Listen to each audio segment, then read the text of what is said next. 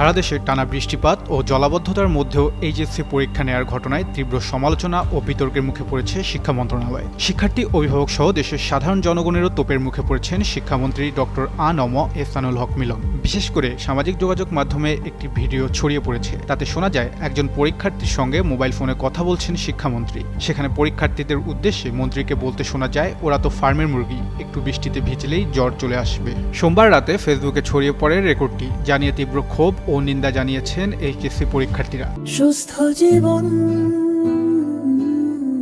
সুন্দর পৃথিবী। জানা যায় সিটি কলেজের একজন ছাত্রীর সঙ্গে শিক্ষামন্ত্রীর মোবাইল ফোনে কথা হয়েছে। সেই ছাত্রীর অভিভাবক মন্ত্রীকে হোয়াটসঅ্যাপে কল দিয়ে সন্তানের সঙ্গে কথা বলিয়ে দেন। রোববার রাতে এই কথোপকথন হয় বলে নিশ্চিত হওয়া গেছে। কথোপকথনে শিক্ষামন্ত্রীকে বলতে শোনা যায়, মিটিংয়ে একজন বলছিলেন, একটু ভিজলেই আমার মেয়ের জ্বর চলে আসে। বলেছিলাম যে এগুলো তো ফার্মের মুরগি, একটু ভিজলেই জ্বর চলে আসে।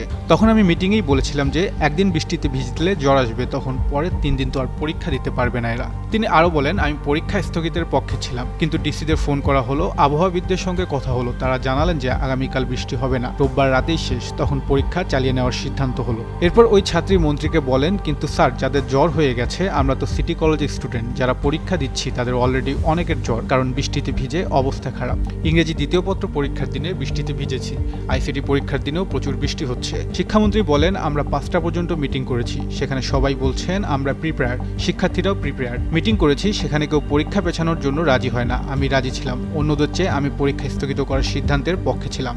যাই হোক, তুমি পরীক্ষা দিয়ে ফেলো, আশা করি ভালো হবে। এ সময় পরীক্ষা সংক্রান্ত বিভিন্ন বিষয়ে ওই শিক্ষার্থীকে অভয় দিতে শোনা যায় শিক্ষামন্ত্রীকে। ভিডিওটির বিষয়ে বিস্তারিত জানতে শিক্ষা এবং প্রাথমিক ও গণশিক্ষামন্ত্রী ডক্টর আ.ন.ম এহসানুল হক মিলনের সঙ্গে একাধিকবার যোগাযোগের চেষ্টা করা হলেও তার খোঁজ পাওয়া যায়নি।